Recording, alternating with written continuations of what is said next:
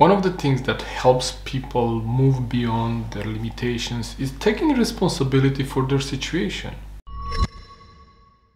I think too many people in today's world, they blame the government, now they blame COVID, and they blame other people for their situation. And I understand that there might be some external circumstances, some external, factors that you cannot control. But one thing that you can control is your actions and your behavior. And so what can you do from where you are right now to take responsibility for your situation and build that life that you want to live? Because when you put a responsibility on someone else, what happens is that you just say, there's nothing I can do. The government doesn't help. And if the government doesn't help, what can I do? I'm powerless. And the truth is that you're not powerless.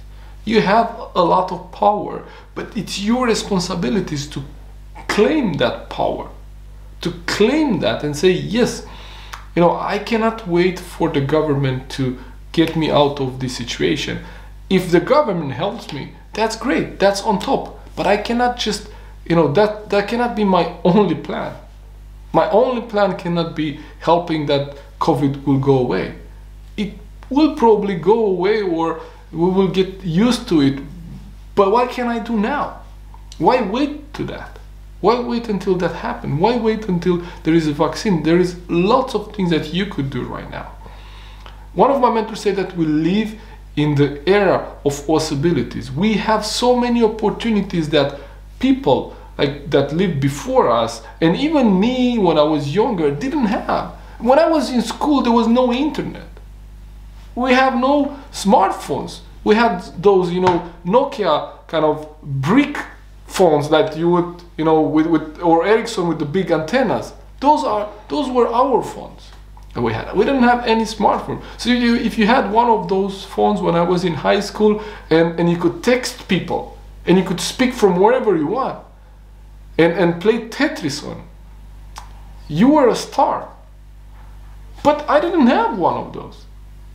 Not even after I finished school, I think it was in my first year or second years in college, in university, that I had a mobile phone.